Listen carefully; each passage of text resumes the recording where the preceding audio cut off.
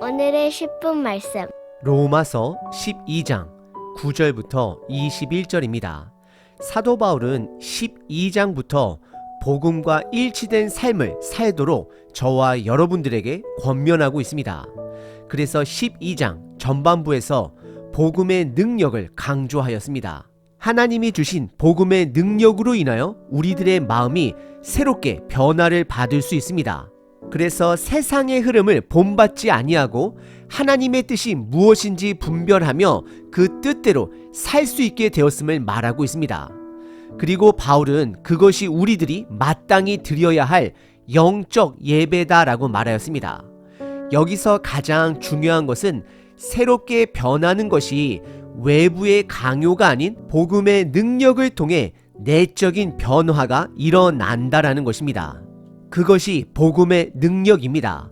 그래서 사도 바울은 복음과 일치된 삶을 사는 자들은 남들과 비교하지 않는다 말하였습니다. 왜냐하면 사람의 능력이나 외적인 요인으로 살아가는 자들이 아니기 때문입니다. 다만 하나님이 나에게 주신 복음의 능력으로 서로 협력하며 하나님의 나라를 세워갈 뿐입니다. 오늘 본문 사도 바울은 아무런 접속사의 시작 없이 새로운 형태의 권면을 사용합니다. 그것은 잠언과 같이 간결하면서도 압축된 단어로 권면합니다. 사도 바울이 로마서를 쓰던 시점은 비교적 평온한 시기였습니다. 그때는 네로 왕의 초기 통치 시절로 상대적으로 전 통치자들과 비교해 봤을 때 평안한 시기였습니다. 하지만 곧 믿음의 사람들에게 네로 황제의 핍박이 닥칠 것을 예고하신 것처럼 저와 여러분들에게도 우리들 앞에 있을 핍박을 준비하도록 하게 하십니다. 저와 여러분들이 살아가는 이 시대는 다양한 삶의 가치관과 기준을 가진 자들이 함께 살아가고 있습니다. 그런 삶 속에 믿음의 사람들은 때로는 핍박을 받게 됩니다. 그러면 우리들이 어떻게 살아야 할지를 오늘 바울이 권면하며 보여주고 있습니다. 오늘 본문 사도 바울의 권면을 통해 아멘으로 받으시는 저와 여러분 되시길 바랍니다. 오늘 본문은 크게 두 부분으로 나눌 수 있습니다. 첫 번째는 복음의 능력은 내적 사랑에서 시작됨을 말합니다. 두 번째는 악을 선으로 이기라 말씀하십니다. 첫 번째 부분은 복음의 능력은 내적 사랑에서 시작됨을 말하고 있습니다. 참고로 사도 바울은 총 7가지 사랑의 실천적 단어들을 사용합니다. 함께 그 단어들을 찾아보시길 바랍니다. 9절서부터 13절입니다. 사랑에는 거짓이 없나니 악을 미워하고 선에 속하라. 형제를 사랑하여 서로 우애하고 존경하기를 서로 먼저 하며 11절 부지런하여 게으르지 말고 열심을 품고 주를 섬기라. 12절 소망 중에 즐거워하며 환난 중에 참으며 기도에 항상 힘쓰며 13절 성도에 쓸 것을 공급하며 손 대접하기를 힘쓰라 라고 말씀하십니다. 9절에 사랑에는 거짓이 없다. 10절에 형제를 사랑하라 라고 사도 바울은 말합니다. 이것은 사랑이 뿌리가 됨을 말씀하고 있는 것입니다. 복음의 능력은 그리스도의 사랑이 내 마음을 변화시키는 것입니다. 사랑은 강요되어서 할 수 있는 것이 아닙니다. 그래서 예수님은 12 제자들을 끝까지 기다리셨습니다. 그리고 그분의 사랑은 결국 제자들의 마음을 변화시켰습니다. 여기서 한 가지 기억해야 할 사실은 12 제자 중에 한 사람, 가룟 유다처럼 예수님의 사랑을 깨닫지 못하는 자들도 있다라는 것입니다. 사랑은 억지로 되는 것이 아닙니다. 하지만 대부분의 나머지 제자들은 예수님의 사랑을 깨닫고 자원하여 그들의 삶을 예수님을 위해 드리는 순교의 삶을 살아내었습니다. 마음의 변화는 절대 억지로 외부의 강요로 의해서 변화되는 것이 아닙니다. 복음의 능력이 우리들의 마음을 변화시키는 것입니다. 그럼 이어서 7가지 사랑의 실천적 권면을 살펴보도록 하겠습니다. 첫 번째는 9절에 예수님을 사랑하면 악을 미워하고 선에 속한다 말합니다. 이것은 말씀이 기준이 되는 것입니다.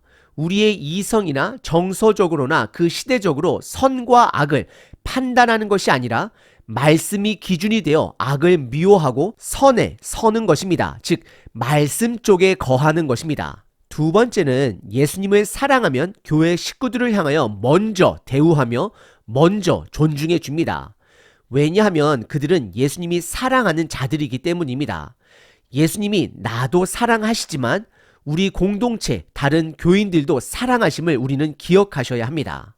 그리고 세 번째는 예수님을 사랑하면 11절에 부지런해집니다. 실질적으로 우리가 무언가를 사랑하면 부지런해집니다. 예를 들어 낚시를 좋아하게 되고 사랑하게 되면 부지런해집니다. 사랑하는 사람이 생기면 부지런해집니다. 예수님을 사랑하게 되면 우리의 삶이 부지런해집니다. 네 번째는 예수님을 사랑하게 되면 그분의 열심을 품게 됩니다. 그분의 일에 관심을 갖고 그 일에 열정을 갖고 함께 동참하게 됩니다. 예수님께서 저와 여러분들을 통해 하실 일에 열정을 갖게 된다는 것입니다. 그리고 다섯 번째는 12절에 예수님을 사랑하면 어떤 상황 속에서도 소망을 품고 기뻐할 수 있습니다. 왜냐하면 우리들이 품는 그 소망은 반드시 이루어질 하나님의 나라의 완성이기 때문입니다. 그래서 현재의 고난 속에서도 소망으로 기뻐할 수 있는 것입니다. 여섯 번째는 예수님을 사랑하면 환난 중에 인내하며 기도할 수 있습니다. 왜냐하면 하나님이 그 고난을 함께 해 주시기 때문입니다. 그리고 그 고난은 환난은 영원한 것이 아닙니다. 일시적인 것입니다. 마지막 일곱 번째, 예수님을 사랑하면 교회 식구들과 이웃들의 필요를 적극적으로 돌아보며 그들의 필요를 채우게 되는데 힘을 씁니다. 왜냐하면 지극히 작은 자에게 한 것이 바로 예수님께 한 것이기 때문입니다. 다시 한번 7가지 사랑의 실천 권면을 정리해 보면 첫 번째, 악을 미워하고 말씀을 기준으로 삼습니다. 두 번째, 교회 식구들을 대우하며 존중해 줍니다. 세 번째, 부지런해집니다. 네 번째, 예수님의 일에 열정을 갖게 됩니다. 다섯 번째, 소망으로 기뻐합니다. 여섯 번째, 고난 속에 인내하며 기도하게 됩니다. 일곱 번째, 교회 식구들과 이웃들의 필요를 적극적으로 돌아보게 됩니다. 오늘 본문의 첫 번째 부분은 복음으로 시작된 내적 사랑의 7가지 권면이었습니다. 두 번째 부분은 악을 선으로 이기라 말씀하십니다. 주 요점은 하나님은 우리들이 심판하는 것을 원하지 않으십니다. 심판은 하나님께서 하실 것입니다. 14절부터 21절입니다. 너희를 박해하는 자를 축복하라. 축복하고 저주하지 말라. 15절. 즐거워하는 자들과 함께 즐거워하고 우는 자들과 함께 울라. 서로 마음을 같이하며 높은 데 마음을 두지 말고 도리어 낮은 데 처하며 스스로 지혜 있는 채 하지 말라. 17절. 아무에게도 악을 악으로 갚지 말고 모든 사람 앞에서 선한 일을 도모하라. 할 수 있거든 너희로서는 모든 사람과 더불어 화목하라. 19절.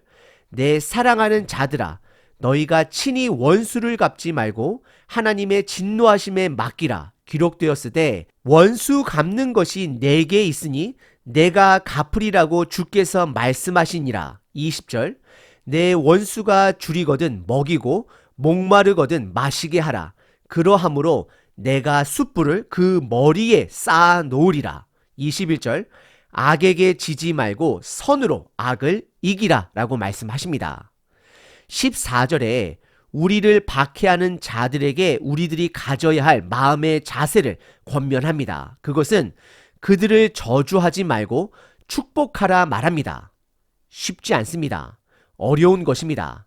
하지만 우리가 하나님의 원수 되었을 때에 우리를 먼저 사랑하신 분은 예수님이십니다. 그 사랑을 기억하면 이것이 우리의 삶의 방향이 되어야 합니다.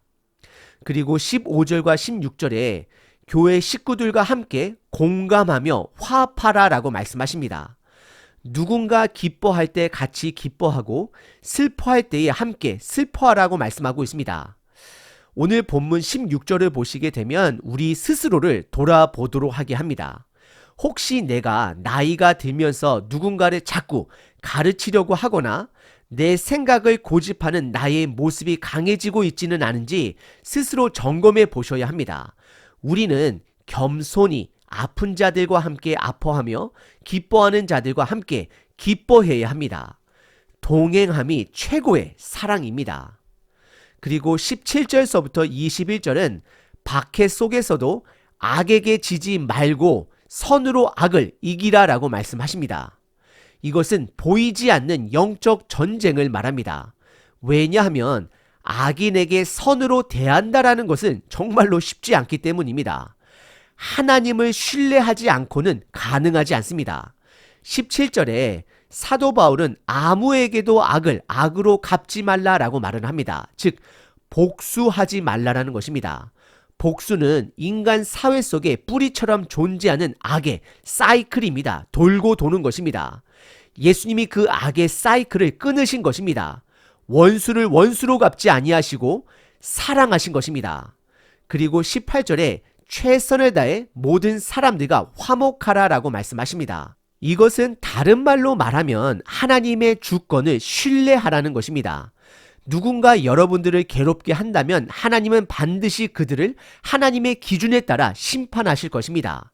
그리고 반대로 하나님이 여러분들을 용서하신 것처럼 누군가가 그의 죄를 뉘우친다면 하나님 또한 그들을 용서하실 것입니다. 우리는 하나님의 심판을 신뢰해야 합니다. 그래서 19절에 사도 바울은 원수를 갚지 말고 하나님의 진노, 즉 그분의 심판에 맡기라라고 말씀하십니다. 그리고 20절에서는 더 나아가 원수의 필요를 채워주라라고 말씀하십니다. 그리함으로 그들 머리 위에 숯불을 두라라고 말씀하십니다. 이 숯불은 하나님의 심판을 말씀하시는 것입니다.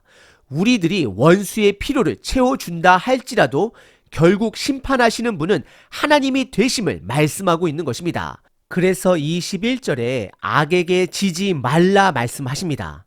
하나님을 신뢰하라라고 말씀하십니다. 악을 선으로 이기라라고 말씀하십니다. 오늘 본문의 두 번째 부분은 악을 선으로 이기라 말씀하십니다. 악을 선으로 이기기 위해서는 하나님의 주권을 절대적으로 신뢰하셔야 합니다. 오늘 본문에 가장 딱 맞는 구약의 역사 인물은 요셉입니다. 그는 그를 죽이려고 했고 노예로 팔아 넘긴 형들을 용서했습니다. 그리고 사랑했습니다. 어떻게 그런 게 가능했을까요? 바로 하나님의 주권을 신뢰했기 때문입니다.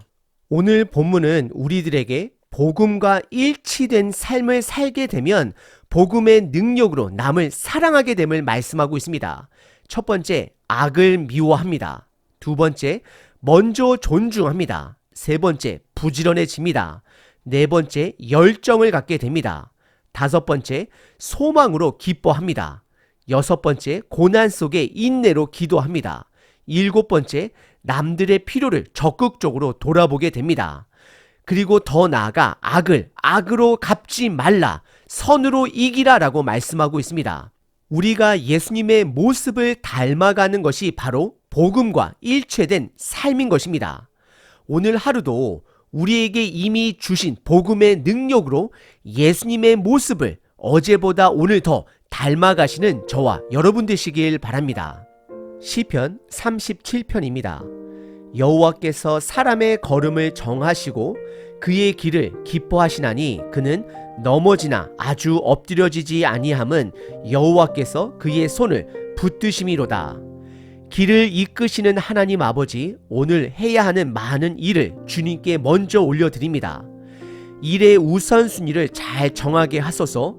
급하다고 서두르지 말게 하시고 급하지 않다고 무시하지 말게 하소서. 오늘도 나의 걸음을 정하시는 분이 하나님이심을 믿습니다.